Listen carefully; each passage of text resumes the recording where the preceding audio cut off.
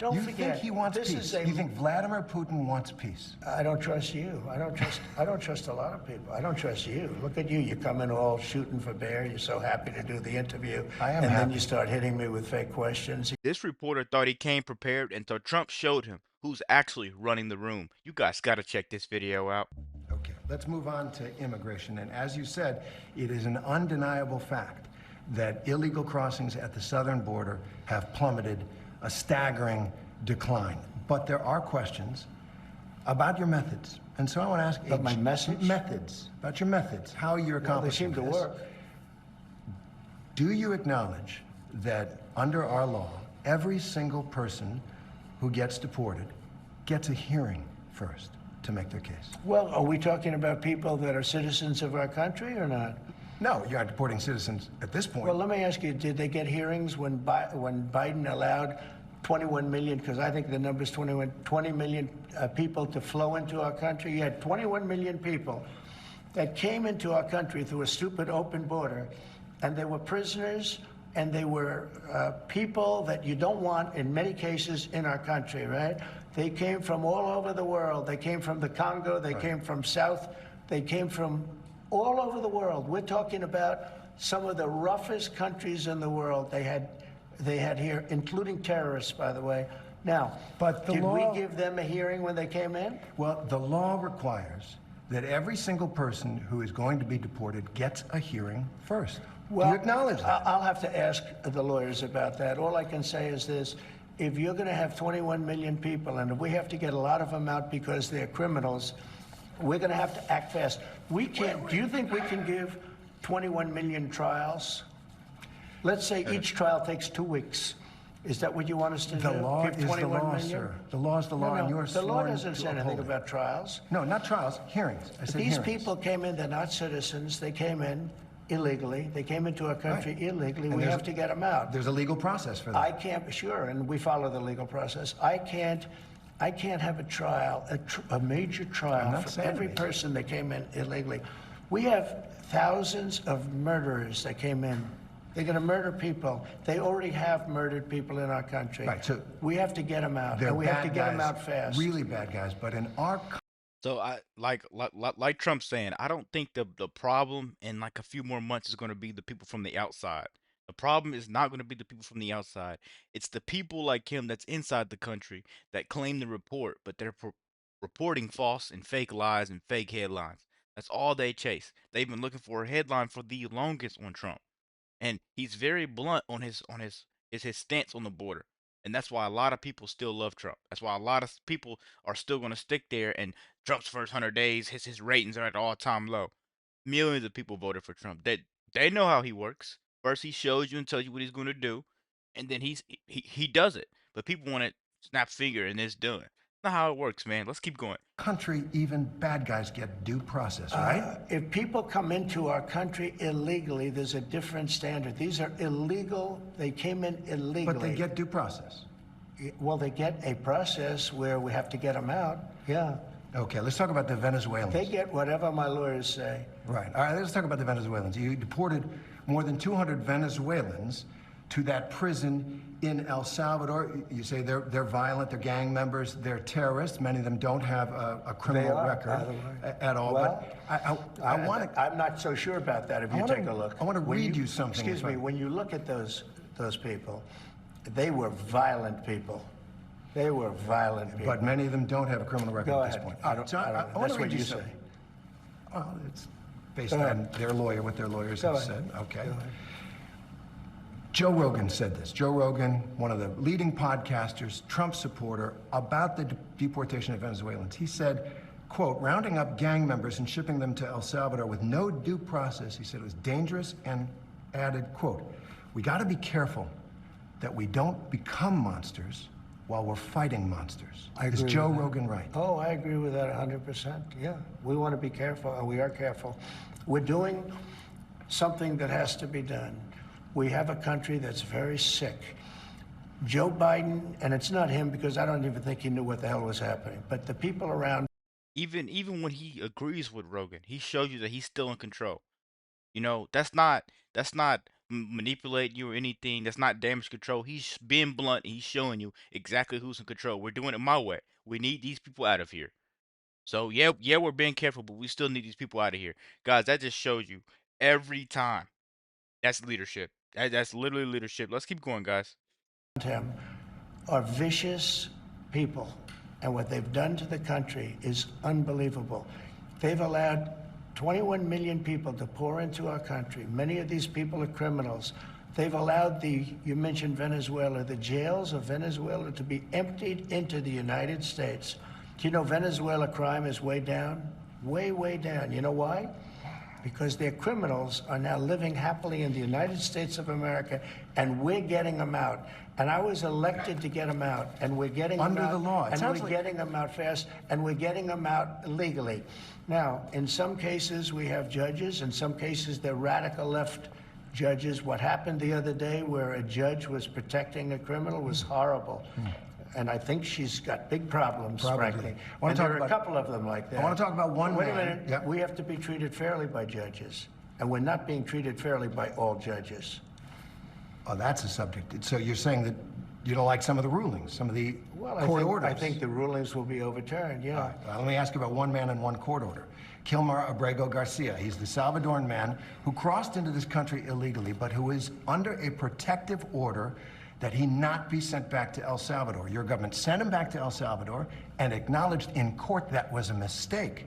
And now the Supreme Court has upheld an order that you must return him to facilitate his return to the United States. What are you doing to comply? Well, the lawyer that said it was a mistake was here a long time, was not appointed by us, should not have said that, And just so you understand, the person that you're talking about, you know, you're making this person sound, this is a MS-13 gang member, a tough cookie, been in lots of skirmishes, beat the hell out of his wife, and the wife was petrified to even talk about him, okay?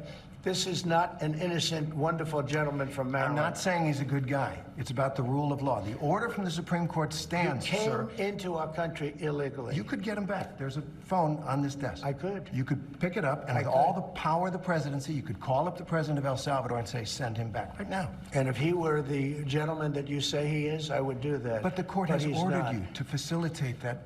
I'm not the one making this decision. We have lawyers that don't want to do this. But the buck stops in this office. No. I follow the law. You want me to follow the law? If I were the president that just wanted to do anything, I'd probably keep him right where he is. Supreme Court says what the law is. Listen, I was elected to take care of a problem. It was a unforced error that was made by a very incompetent man, a man that turned out to be incompetent, that you always said was wonderful, a great genius, right? And now you find out, all of the media now, they're saying what a mistake they made. A man who was grossly incompetent allowed us to have open borders where millions of people flowed in. I campaigned on that issue. I wouldn't say it was my #1 issue, but it was pretty close. Right up there. I campaigned on that issue. I've done an amazing job. I have closed borders. He said you couldn't do it. You wouldn't be able to do it. It would never happen. Well, it happened, and it happened very quickly. Wait a minute. When we have criminals, murderers, criminals in this country. And why isn't he talking about the actual bad things that he did? He said, why don't you, even after everything Trump said, he said, why don't you call him and get him back here? Why would you want that person roaming the country? He already did wrong. He committed crimes. Let him face the wrath of the law. I mean, you want Trump to face the wrath of the law, and they threw up all these falsifying documents. It's like they only want Trump to be the only person to go to jail and get in trouble for anything, even stuff he didn't commit. But you have Letitia James on there saying she's married to her father? But no one's talking about that. You're talking about Kilmar Garcia, the dude that's over here punching and beating on his wife. Come on, man. He's already here legally. Oh my God, let's keep going. We have to get him out, and we're doing it. By law. And you'll pick out one man, but even the man that you picked out, he said he wasn't a member of a gang. And then they looked, and on his knuckles, he had MS-13. There's a dispute Well, over that. wait a minute. He had MS-13 on his knuckles tattooed. Oh, he had some tattoos that are interpreted that way. But let's move on. Wait a minute. Hey, Terry. He did not have the letter MS-13. It says MS-13. That was Photoshop. That was Photoshop. Terry, you can't do that. Hey, they're giving you the big break of a lifetime. You know, you're doing the interview. I picked you because, frankly, I never heard of you, but that's okay. But I picked you, Terry, but you're not being very nice. He had MS-13 tattooed. All right, we'll agree to disagree. I want to move on to something else. Terry, do you want me to show you the picture? I saw the picture. We'll And you think it agree was to disagree. Photoshop? Well, Here we go. Don't Photoshop it. Go look at his hand. He Fair had enough. MS-13. He did have tattoos that can be interpreted that way. I'm not an expert on them. I want to turn to Ukraine, No, sir. Terry, I want to get to Terry, Ukraine. No. He had MS, as clear as you can be, not interpreted. This is why people no longer believe the news, because when it's he was fake photographed news. in El Salvador, they aren't there. But let's just go on. They aren't there when he's in El Salvador. They Take weren't a look there, at the but they're photograph. there now, right? No, but they're they're in now. your picture. Terry, Ukraine, sir. he's got MS-13 on his knuckles. All right. Okay? Well, we'll take a look at that. You do We'll take a such a look at that. disservice. We'll take a look at Why that, don't you sir. just say, yes, he does, and, go on to something else? It's contested. I want to turn, I was just in Rome, and to that moving photograph of you and President Zelensky sitting in St. Peter's Basilica talking peace. It went around the world. Sure. Take us into that moment. Well, look, the Ukraine is a very serious, very tough situation. And this is Biden's war. This is not my war, but I want to see if I can solve it, because probably close to 5,000 young soldiers a week are being killed, Russian and Ukrainian. We also spend a tremendous amount of money in Ukraine. So Trump didn't start a war. He's trying to stop one. This is all Biden's chaos if you're not up to date on that. Let's keep going. And Europe should be spending much more than us. They're not. They're spending much less. It's been badly handled by the Biden administration. It's been badly handled all the way around, the way around. That moment. The moment was a moment of solace, in a sense, because tremendous numbers of people are dying. A lot of his people are dying. They're being killed. And I feel very badly about it. I feel very badly about it. That's a war that would have never happened if I were president. And it didn't happen for 4 years. It was never even a thought of it happening. It does feel like something's happening after that meeting with Zelensky in St. Peter's. You posted this on social media. There was no reason for Putin to be shooting missiles into civilian areas and cities and towns over the last few days. It makes me think that maybe... Well, that was part of my post, but you're right. That was a part of a post. And it says, it makes me think that maybe he doesn't want to stop the war. He's just tapping me along. Yeah, that's possible. Sure. He might be... He could be tapping me along a little bit. I would say that he would like to stop the war. I think that if it weren't for me, I think he'd want to take over the whole country, personally. I always felt. So when I left, there wasn't even a chance that this would happen. When Biden got involved, I won't say whether or not he handled it properly, but obviously it wasn't good because the war started. Putin went in, the war started. I believe that Putin wanted to get all of Ukraine once he went in. And I think part of the reason he went in, he saw what happened in Afghanistan, how incompetently Milley and all these guys handled that. It was one of the greatest embarrassments of our lifetimes, but maybe in the history of our country. Okay. So Putin went in. I think Putin wanted all of Ukraine. Right.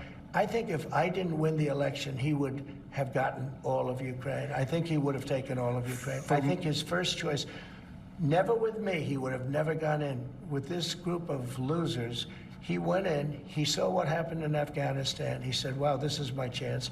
Because it was always the apple of his eye. I talked to him. Ukraine was the apple of his eye. Yeah. I think he wanted the whole country. You've said for months because of me, I do believe that he's willing to stop the fighting. Don't forget, you think he wants peace? You think Vladimir Putin wants peace? I think he does, yes. I think Still. he does. I think even with the raining missiles I think he really, his dream was to take over the whole country. I think because of me, he's not going to do that. Do you trust him? Do you trust him? I don't trust you. I don't trust a lot of people. I don't trust you. Look at you. You come in all shooting for bear. You're so happy to do the interview. I am And happy. then you start hitting me with fake questions. You start telling me that a guy whose hand is covered with a tattoo doesn't have the tattoo. You know. All right. I mean, you're being dishonest. No, I'm not. Let me No, just I am tell not, you, sir. do I trust? I don't trust a lot of people. But I do think this. I think that let's say he respects me. And I believe because of me, he's not going to take over the whole. But his decision, his choice. He just told the ABC guy that he doesn't trust him right to his face. This is not scripted. You 100% can't make this up. Choice would be to take over all of Ukraine. Okay. It's a war that never should have happened.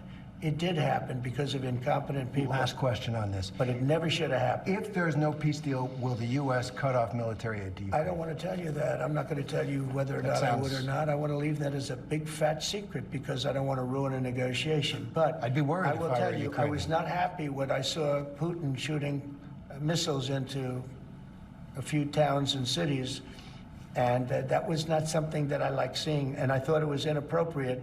But I think the whole war is inappropriate. Okay. Again, it's a war that shouldn't have happened. This is a war that if the election weren't rigged, and it was totally rigged, the 2020 election, if it weren't rigged, you wouldn't have that. You wouldn't have had the embarrassment of Afghanistan. You wouldn't have October 7th with Israel. You wouldn't have had any of the problems that you have right now. I want to ask one and question. you wouldn't have had inflation either. All right. I want to ask one question about Defense Secretary Pete Hegseth. There's a lot of turmoil at the Pentagon right now. There's the signal chat with his wife on it where he's discussing that attack in Yemen. There's another signal chat discussing the attack on Yemen. There's a reporter accidentally involved. You said the other day that you had a talk with the secretary. Did you take him to the woodshed? I had a talk with him, and whatever I said, I probably wouldn't be inclined to tell you. But we had a good talk. He's a talented guy. He's young, he's smart, highly educated. And I think he's going to be a very good hopefully a great defense secretary, but he'll be a very good defense secretary. You have maybe 100% great. confidence in I Pete don't have Hegseth? 100% confidence in anything. Okay? Anything. Do I have 100%? It's a stupid question. Look, It's a pretty important I position. have, no. You don't have 100%. But guys, that right there is why I love Trump, because he's not selling 100% perfection to anyone. You know, he's telling them he's not perfect. He may mess up, but at the same time, he has all these millions and millions of votes for a reason. Guys, people live through the poor times, the poor inflation, the poor crime going on, so much poorness everywhere. And people lived through that, and then all of it just seemed to be way better when Trump was in office. And now people want another taste of that. People just taste it just one more time. But you have people like this media guy from ABC that went up there trying to make his name. You have Kristen Welker, you have Caitlin Collins. These people just want to be somebody, man. Even Dana Bash. They just want to be somebody so bad. So if that means throwing Trump under the bus every time they get a chance, that's exactly what they're going to do.